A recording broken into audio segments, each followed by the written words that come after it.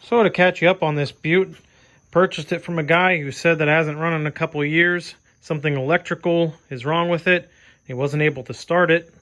So we just jumped the starter with it and it turned over pretty healthily. And it ran for a hair, but we figured the gas in it was old.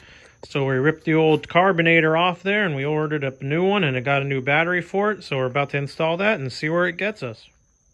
Got this fancy new carbonator. Came with the hose, the filter, the new carbonator, the air filter on it, an O-ring and a couple of gaskets to go on there. Ran me about, I think, $12 or $15, so not too bad on there. I also picked up this junker battery right here. That was about 22 bucks.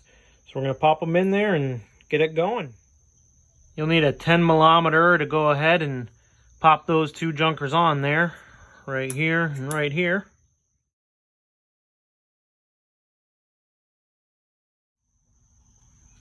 And our dang old ass tank has the line that came with it that's as hard as a freaking woodchuck's anus. So we got a gummed up filter here too. We're going to take that off and use the new filter and line that came with the old-fashioned kit. We're going to pop that on.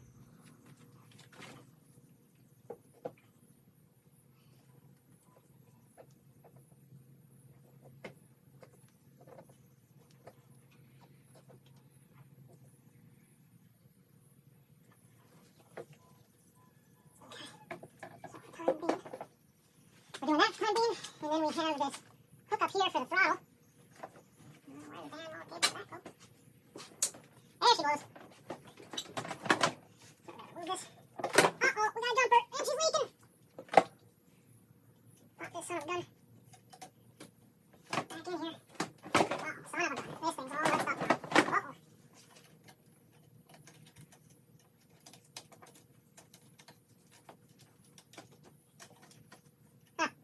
New carbonator comes with a spring, so it don't work too well when you try jamming the other guy in it. It's not a dual spring operation.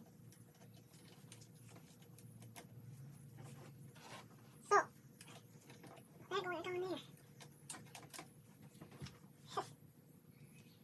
What in the heck? Okay, oh man. Jeepers Christmas. I gotta take this whole son of a gun apart. Well, we're pausing there for a second. I'm so used to all these same carb kits for these Chinese guys not come with any parts. Sure enough, this one came with every part plus more. All the parts you thought you had or needed or didn't have, all came with it, and it shook the living crap out of me. So, run this cable down, and around that bolt. Now you get your spring back on there. Pop your little needle in there. It'll get lined up. Dang, the steels are everywhere. Tricky something does. Where are you, little bastard? Try to get in. Try to line this damn needle back up.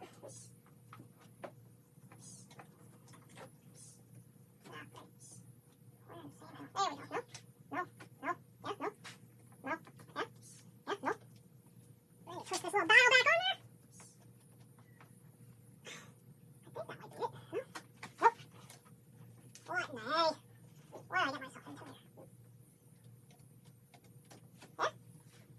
Yeah? No? Yeah?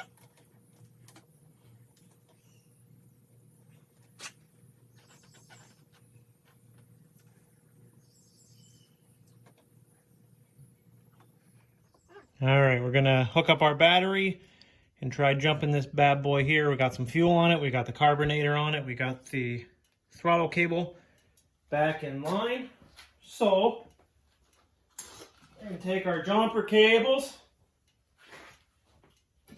positive and negative to the battery. Don't try this at home, kids. Let your dad screw this stuff up. Unfortunately, my dad's not here right now, so I gotta screw it up myself.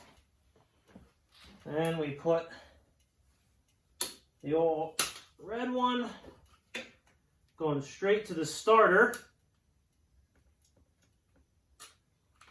All right, make sure that's not laying on any metal. And the other one, we're gonna jump and make sure your jeans are out of the way of the tire and get on the throttle a little bit. And let's hit it.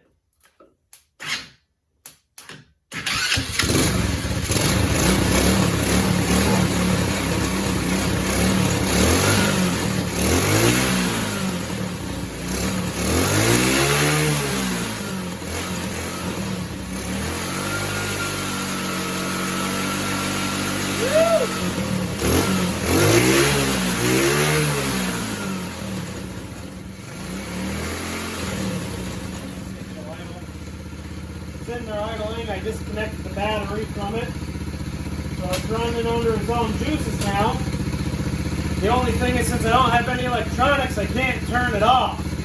So in order to turn it off, we're just going to choke out the carb. That'll shut it down. These switches aren't doing anything. But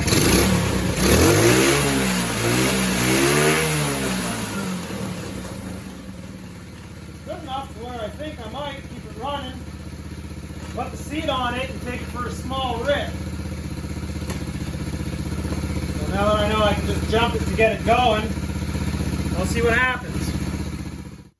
All right, ladies and gentle beans, I cobbled everything back together. So we're going to go for the initial startup. And like I said, this one we don't even know if the brakes work. Probably not, because the sight glass for the master cylinder is missing. So don't do this at home. Hit this guy.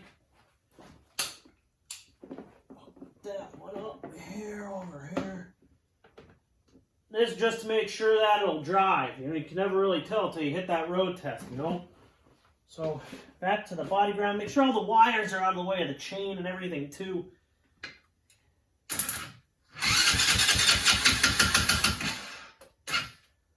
Come on now. Oh, you know what? Did I open up the choke back?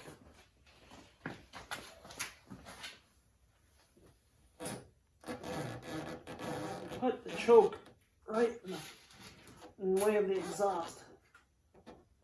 Alright, now she's open. Try it again.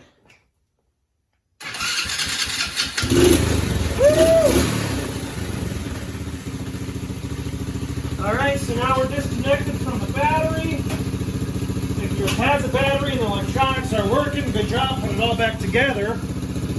But that's not the case with me. Make sure you take it down to the jack stands, test it out on. And this tire's flat. This one's good. This one has a nail in it, so we're going to juice the tire up and then give it a rip. Alright, I'll take you guys along for the maiden voyage here. Like I said, careful of wires and stuff hanging out. You don't want it to get caught in the belt here.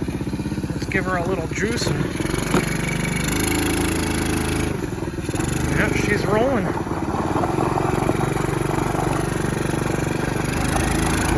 Woo. She gets going.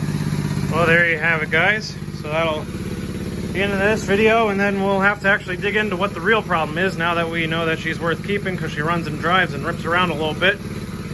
Probably first off is fix the brakes, because you can't stop when you go down the dang old hills. And figure out the electronics so we can shut the dang thing off without burning your hands. Hey, if you want to design something, put the choke right to the exhaust. That's a perfect place for it.